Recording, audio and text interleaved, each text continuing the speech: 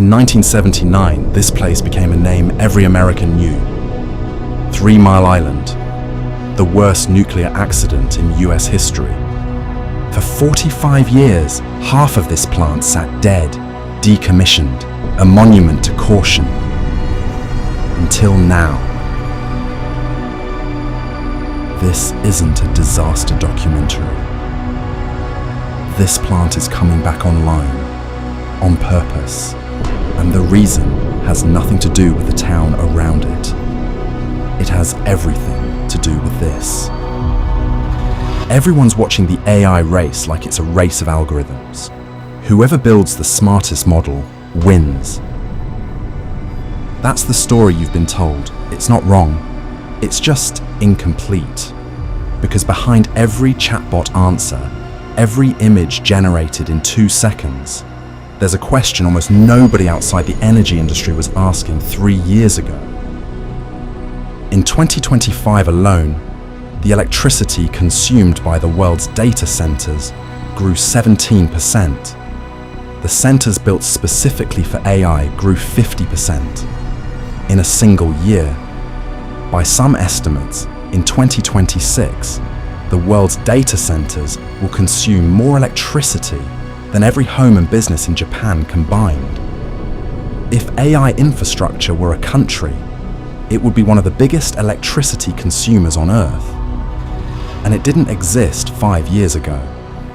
So here's the real question this video is going to answer. The smartest people in the world spent a decade racing to build intelligence. Now, why suddenly they're racing to build something much older, much heavier, and much harder to fake? This is Colossus. It belongs to xAI, Elon Musk's AI company. It trains a chatbot called Grok. Those aren't part of the data center. Those are gas turbines, dozens of them, enough to generate nearly 500 megawatts. xAI installed them without an air pollution permit. When regulators closed the loophole, the turbines kept running anyway. A company worth hundreds of billions of dollars decided it was worth the legal risk to build an unpermitted power plant, rather than wait for the public grid. Why would anyone do that? To understand the answer, you have to understand what's actually happening underneath the AI industry. Because the compute, the chips, the models, the chatbots, that's the part everyone can see. The compute is the easy part. Start small. A single high-end NVIDIA GPU can draw over 1,000 watts. Put 8 in a server, dozens of servers in a rack, thousands of racks in a building. The industry has a new term for these buildings. AI factories. They're not storing your emails. They're manufacturing intelligence 24 hours a day. And intelligence runs on electrons. Every chip has to be built first. And that bottleneck runs through one company, on one island. TSMC in Taiwan. NVIDIA alone controls the majority of its advanced packaging capacity. Everyone else is fighting over what's left. But here's the constraint almost nobody's heard of.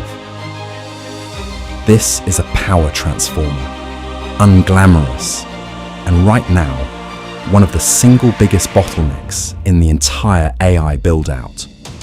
Demand for the largest transformers has grown over 270% since 2019. There are reports of finished data centers in Silicon Valley. Chips installed, buildings complete, sitting empty. Not because the technology failed, because the transformer to connect them to the grid hadn't arrived. The compute is the easy part. The hard part is everything holding it up. Which brings us to the biggest bet in the industry's history, Stargate. Announced at the White House in January 2025, OpenAI, SoftBank, and Oracle pledging $500 billion to build American AI infrastructure, 10 gigawatts of capacity by 2029. Enough electricity for 8 to 10 million homes.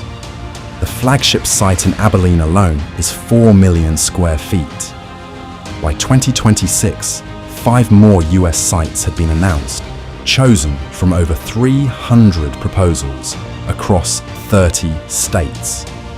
To fund it, OpenAI raised the largest private financing round in Silicon Valley history, a company that 3 years earlier was best known for a chatbot. Which brings us back to where we started. Microsoft didn't just need more power, it needed power that runs constantly, day and night. So in September 2024, it signed a 20-year deal with Constellation Energy to bring 3 Mile Island back from the dead. Not the unit from 1979, its twin next door, shut down for economic reasons in 2019. It's now the Crane Clean Energy Center, ahead of schedule, employing over 500 people. Microsoft wasn't alone in going nuclear. Google signed the first ever corporate deal for a fleet of small modular reactors. When that wasn't fast enough, it went underground, tapping enhanced geothermal power in Nevada. And then there's Meta. In rural Louisiana, its Hyperion campus is such big that Entergy is building 10 new natural gas power plants just to run it. One company's data center campus, adding nearly a third more electricity than the whole state currently has. Nuclear, geothermal, natural gas, solar. The AI industry is now buying every form of power generation on Earth simultaneously. This is what people mean when they compare this moment to the Manhattan Project. Not because of the danger, because of the speed and the scale. A handful of companies are moving faster than entire national grids were ever designed to move.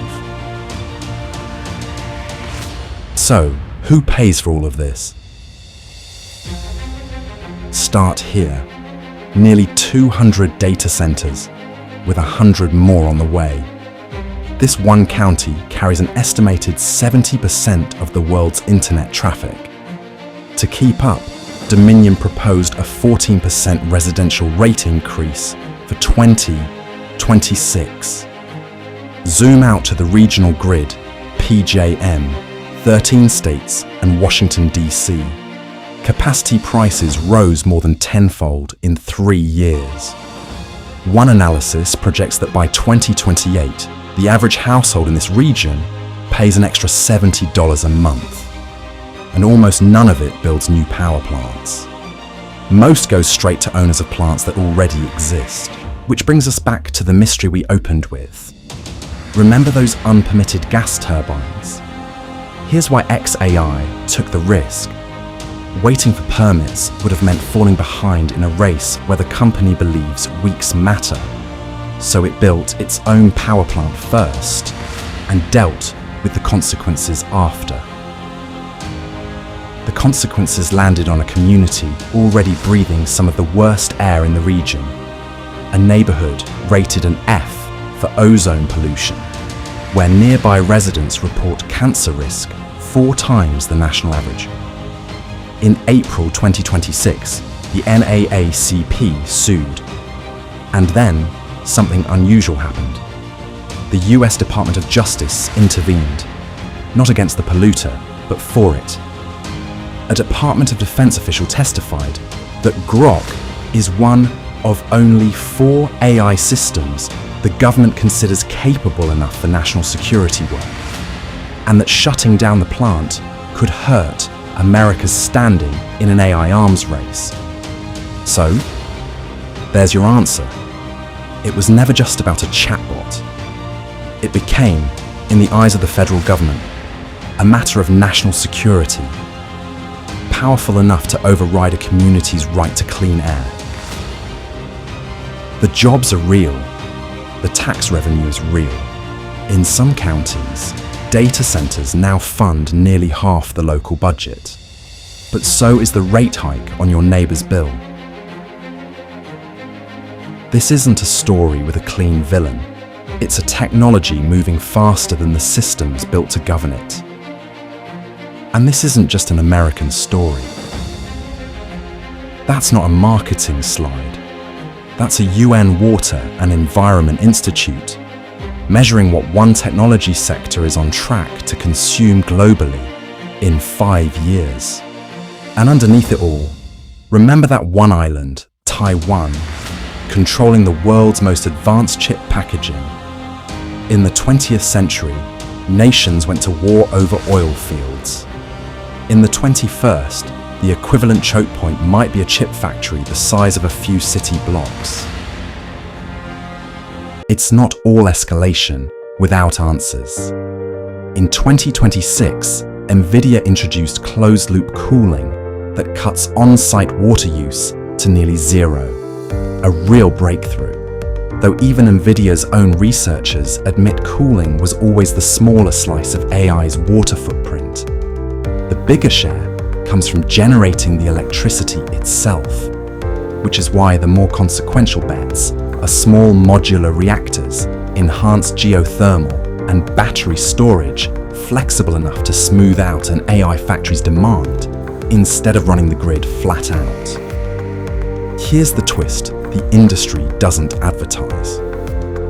The energy cost of a single AI query has fallen to a fraction of what it was 2 years ago. But total demand keeps climbing anyway, because cheaper compute doesn't mean less compute. It means someone builds 10 times as much of it. That's the real lesson underneath every case study in this film. This was never a race that efficiency alone was going to win. So, we end where we began.